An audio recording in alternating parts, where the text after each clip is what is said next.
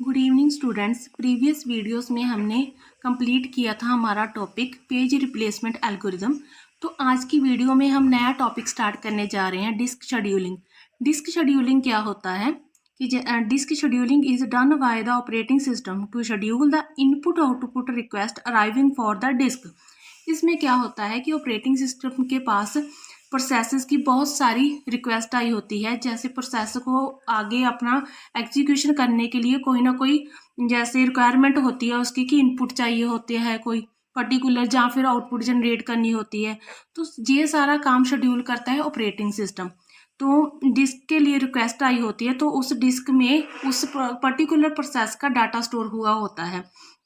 तो ये सारा जो काम होता है शेड्यूल्ड किया जाता है ऑपरेटिंग सिस्टम के द्वारा। तो उस क्योंकि बहुत सारी प्रोसेसेस जो होती हैं क्यू में लगी होती हैं, तो उनकी जो उनको अपनी एग्जीक्यूशन के लिए फर्दर कोई ना कोई रिक्वायरमेंट होती है डाटा की, तो वो डाटा डिस्क की फॉर्म में आगे स्टोर किया जाता है सेक्टर्स में। तो वो सारा काम जो होता है ऑपरेटिंग सिस्टम करता है। तो वो शेड्यूल करता है कि कौन सी प्रोसेस को डाटा देकर आगे एग्जीक्यूट करना है। तो जैसे मैंने आगे देखिए डिस्क का एक स्ट्रक्चर बनाया है जिसमें आपको थोड़ा सा समझाने के लिए कि कैसे ये डाटा स्टोर इसमें होता है। तो देखिए सबसे पहले ना डिस्क में क्या होता है, बहुत सारे प्लेटर होते हैं राउंड की शेप में। राउंड की शेप में बहुत सारे प्लेटर्स होते हैं, जो एक नहीं होता, बहुत सारे होते हैं। जैसे आपने कोई सीढ़ी देखी होगी ना अपने घर में, तो सीढ़ी का आपने कभी सरफेस देखा है, उसमें बहुत जो स्पार्किंग उसमें बहुत सारा लाइट वाला पार्ट होता है, उसमें ना बहुत सारे नंबर ऑफ प्लेटर्स बने होते हैं राउंड की शेप में। तो फर्दर उसके अंदर भी सेक्टर बने होते हैं जिसमें कि डाटा स्टोर होता है। तो ऐसे ही देखिए इसमें क्या है, ये प्लेटर्स बहुत सारे बने होते हैं राउंड की शेप में, उसमें फर्दर ऐसे सेक्टर बने होते हैं। तो ऐसे सेक्टर्स में ही डाटा स्टोर होता है।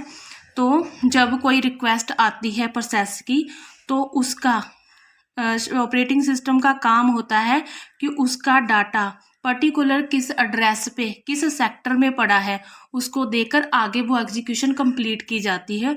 तो ये काम ऐसे चलता है। तो उसको बोलते हैं डिस्क शेड्यूलिंग। डिस्क शेड्यूलिंग मतलब कि डाटा को शेड्यूल करना, प्रोसेस को उस प्रोसेस की जो रिक्वायरमेंट है उसको फुलफिल करना ताकि वो एग्जीक्यूट आगे हो सके। तो इसमें से कुछ दो इम्पोर्टेंट टर्म्स हैं। जैसे सबसे पहले होता है सीक टाइम। सीक टाइम क्या होता है, the time taken by the read write head to reach the desired track. जैसे कि वो वाला टाइम, सीक टाइम वो वाला टाइम होता है जब किसी प्रोसेस ने रिक्वेस्ट की होती है पर्टिकुलर डाटा की, तो वो डाटा किस ट्रैक पे पड़ा है, तो रीड राइट हेड कितना टाइम लेता है उस ट्रैक तक पहुंचने के लिए, कितना टाइम लेता है, तो उसको बोलते हैं सीक टाइम।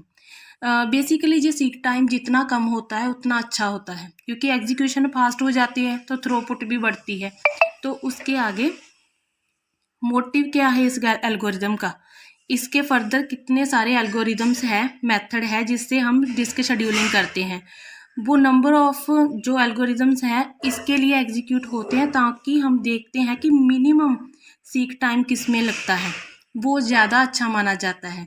तो इन एल्गोरिदम का मोटिव बेसिकली यही है, to minimise the seek time, कि जैसे रीड राइट हेड का ट्रैक तक पहुंचने तक का टाइम जितना कम होता है ना, वो अच्छा होता है। तो उस टाइम को कम करने का ही इसका मोटिव होता है कि सीक टाइम ज़्यादा से ज़्यादा किस एल्गोरिदम में कम होता है तो वो वाला बेस्ट माना जाता है। तो आगे फर्दर इसके देखिए एल्गोरिदम कौन कौन से हैं। देखिए डिस्क शेड्यूलिंग एल्गोरिदम्स। तो सबसे पहले कौन सा आता है, फर्स्ट कम फर्स्ट सर्व।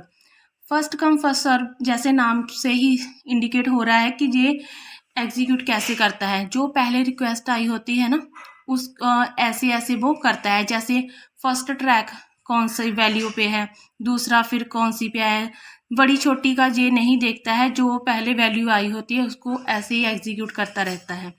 तो इसका आपको क्या लगता है, इसका पहले तो एक फ़ायदा ये है कि सब जो प्रोसेस होती है उसको फेयर चांसेस मिलते हैं।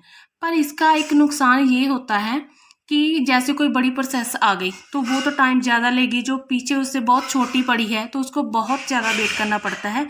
तो इससे क्या होता है कि सीक टाइम बहुत ज़्यादा बढ़ जाता है। तो ये इसका एक तरह से कॉन्स मान सकते हो आप। फिर नेक्स्ट हमारा है शॉर्टेस्ट सीक टाइम फर्स्ट। इसमें क्या होता है, ये इससे अच्छा माना जाता है फर्स्ट कम फर्स्ट सर्व से, क्योंकि इसमें क्या होता है कि जो छोटी होती हैं उसको पहले एग्जीक्यूशन का टाइम मिल जाता है, मतलब उसकी जो एग्जीक्यूशन है वो पहले शेड्यूल्ड कर दी जाती है, क्योंकि उसको कम टाइम चाहिए होता है तो उसको पहले उसकी रिक्वेस्ट फुलफिल करा के उसकी एग्जीक्यूशन करवा दी जाती है। ऐसे ही स्कैन एल्गोरिदम है, तो ऐसे ही सी स्कैन एल्गोरिदम है, look algorithm, see look algorithm. ये वन बाय वन हम डिस्कस करेंगे। तो पहले हम आज करेंगे फर्स्ट कम फर्स्ट सर्व। तो इसमें क्या होता है देखिए, नंबर ऑफ द ट्रैक्स पहले दिए हुए हैं हमारे पास 1000, तो मतलब total number of the tracks हैं 1000 हमारे पास। तो करंट हेड पोजीशन है हमारी 345। तो ये हमारी ट्रैक्स वैल्यू दी होती है, मतलब ट्रैक्स वैल्यू है, जो मैं आपको रिक्वेस्टेड वैल्यूज़ हैं किस पे किस ट्रैक पे जाना है। तो ये मैं आपको एग्जांपल करके बताऊंगी, क्योंकि हमें बेसिकली ये एग्जांपल ही एग्ज़ाम में पूछी जाती है। एनटीए नेट में मोस्ट डिमांडिंग टॉपिक है ये भी, इससे एक या दो क्वेश्चन जरूर से ही आते हैं। तो आपको इस एग्जांपल्स पे फोकस करना है। तो मैं आपको करके बताऊंगी जो कैसे करना है। तो आप पहले ये देख लो, 1000 का मतलब ऐसे जैसे मैंने आपको बताया ना, जैसे एक सीढ़ी बनी है देखो, तो ऐसे हमारा ये जहाँ से फर्स्ट ट्रैक शुरू हो गया, मतलब जैसे देखो तो ऐसे कितने सारे ही होंगे प्लेटर्स। तो ये मान लो हमारा लास्ट वाला है, ये फर्स्ट और ये लास्ट वाला है, जो मैं आपको बताती हूँ आगे करके। देखिए ये हमारी रिक्वेस्ट आई हुई है ट्रैक्स की, ये वाली देखिए, ये first come first serve method से हमें करना है। तो हमारा सबसे पहले करंट हेड पोजीशन किस पे है, ये आपको बिल्कुल सबसे पहले इम्पॉर्टेंट पार्ट ये देखना है कि करंट हेड पोजीशन किस पे है। तो करंटली हेड किसको इंडिकेट कर रहा है, वैल्यू को 345 को। हम जहाँ से स्टार्ट नहीं कर सकते, पहले देखना है कि हेड कहाँ पे सबसे पहले इंडिकेट है, किस वैल्यू को इंडिकेट कर रहा है, पहले हम वहाँ से ही स्टार्ट करेंगे, फिर हम एल्गोरिथम जहाँ से स्टार्ट करेंगे। ठीक है, तो करंट हेड पोजीशन क्या है,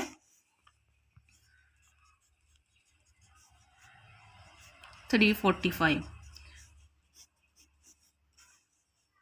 तो हमारा मान लेते हैं जहाँ पे हमारा पहले 0999, क्योंकि हमारा tracks number of the tracks कितने दिए हुए हैं हमारे पास, 1000 दिए हुए थे ना।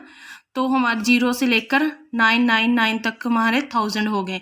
जैसे मैंने आपको पीछे ही बताया कि जैसे ये डिस्क है, तो ये हमारा 0 मान लो 0 से स्टार्ट हुआ, तो जो लास्ट वाला है वो कहाँ तक गया, फिर यहाँ तक। ठीक है, तो ऐसे करके हमने एक क्रिएट कर ली। ठीक है, तो हमारा जहाँ पे जैसे मान लो कि 345 पे करंट हेड पोजीशन है, उसके बाद की वैल्यू देखो 123 क्योंकि ये फर्स्ट कम फर्स्ट सर्व है, तो जहाँ जहाँ पे हमें ट्रैक लेकर जाएगा हमें वहाँ वहाँ पे ही जाना पड़ेगा।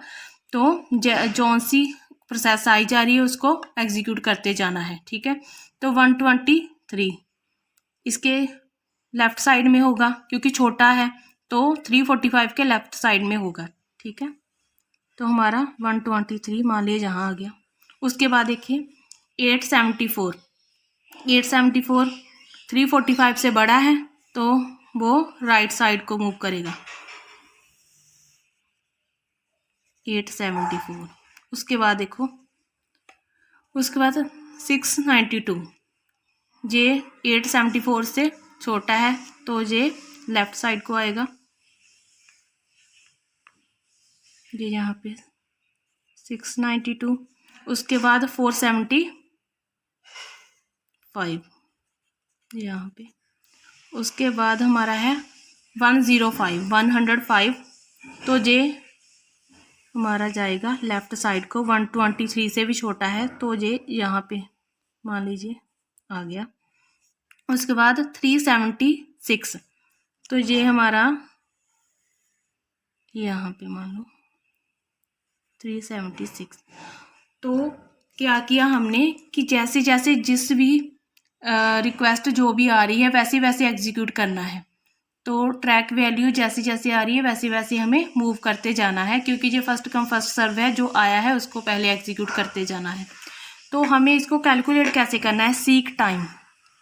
सीक टाइम कैसे निकालते हैं, देखिए हमें एग्ज़ाम में सीक टाइम निकालना आता है, मतलब बोलते हैं कि सीक टाइम निकालो, तो वो कैसे निकालना है ध्यान से देखो। तो हमें क्या करना है, पहले हम लिया 345, जहाँ से जहाँ तक पहले लेना है, एंड वैल्यूज़ हमें कैलकुलेट करनी होती है। 345 माइनस 123, ओके, प्लस बीच में हमारा प्लस आएगा। तो जहाँ से जहाँ तक एंड वैल्यू लेनी है 874 माइनस 123, क्योंकि बड़ी वैल्यू हमें हमेशा ही आगे लिखनी होती है जो हमारा जो आंसर है माइनस में ना आए। तो फिर एंड वैल्यू जे और जे हम लेंगे, प्लस यहाँ पे लिख लेते हैं, यहाँ स्पेस कम है, 874 माइनस 105। देखिए आप बोलोगे कि बीच वाली वैल्यू कहाँ गई, देखो अगर हम बीच वाली वैल्यू ना भी लें, इन दोनों को ही कैलकुलेट करें, तब भी आंसर हमारा सेम ही आता है। ये हमारा टाइम कंज्यूमिंग होता है, इसको कैलकुलेट करने का कोई मतलब नहीं बनता एग्जाम में, क्योंकि हमें वहाँ पे टाइम अपना सेव करना होता है। तो इसके लिए आंसर तो सेम ही आएगा। तो एंड वैल्यू को कैलकुलेट कर लेते हैं, ठीक है, प्लस 376 माइनस 105। तो अभी हम इसको माइनस कर लेते हैं। तो देखिए इसको और इसको माइनस किया तो हमारा आ गया 222, प्लस उसके बाद इन दोनों को माइनस करा तो हमारे पास आया 751। उसके बाद देखो 874 माइनस 105 को माइनस किया तो हमारे पास आया 769। तो उसके बाद इसको माइनस किया तो हमारे पास आया 271। तो हमारा फाइनल आंसर जो बना वो है, कैलकुलेट करके देख लेना आप, इतना ही आंसर आएगा। 2013 हमारा फाइनल सीक टाइम आया, हमारा सीक टाइम आया 2013।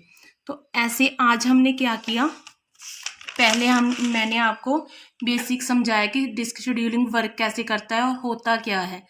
तो उसके बाद कैसे डाटा डिस्क में स्टोर होता है, पहले हमें प्लेटर के बाद ट्रैक्स में, उसके बाद सेक्टर में, और then read write head move करने पर हमें वो पर्टिकुलर जो रिक्वेस्ट आई होती है उस पे जाना होता है, उस डाटा को फाइंड करना होता है प्रोसेस के लिए, प्रोसेस ने जो रिक्वेस्ट किया होता है डाटा। तो उसके बाद हमने 2 टर्म्स थी जो इसमें हमें पता होनी चाहिए, वो हमने डिस्कस करी, सीक टाइम एंड इस एल्गोरिदम को करने का मोटिव क्या है। तो मोटिव तो ये है कि हमें देखना होता है कि मिनिमम से मिनिमम सीक टाइम किस में आया है, ठीक है। तो सीक टाइम क्या होता है, वो बीच का टाइम होता है जब रीड राइट हेड कितना टाइम लेता है रिक्वेस्टेड ट्रैक तक पहुंचने के लिए, तो वो हमारा होता है सीक टाइम। तो इसको ही कम करना होता है, तो इसके लिए ही ये डिस्क शेड्यूलिंग की जाती है। तो इसके फर्दर एल्गोरिदम्स बने हैं। तो एल्गोरिदम्स कौन से हैं वो मैंने आपको बता दिया कि 6 टाइप के एल्गोरिदम दिए होते हैं। इसका मेन मोटिव ये होता है कि इसमें से हमें बेस्ट चूज़ करना होता है कि सीक टाइम कम से कम किस में लगा, ठीक है। तो आज हमने सबसे पहला डिस्कस किया फर्स्ट कम फर्स्ट सर्व। उसका हमें एग्ज़ाम में इसमें से कोई भी पूछ सकते हैं, हमें वैल्यू दी जाती है, तो ऐसे ही हमें वैल्यू देकर वो निकालने को बोलते हैं, पर्टिकुलर मेंशन कर देते हैं कि कौन सा हमें निकालना है एल्गोरिदम। तो आज हमने first come first serve discuss किया है।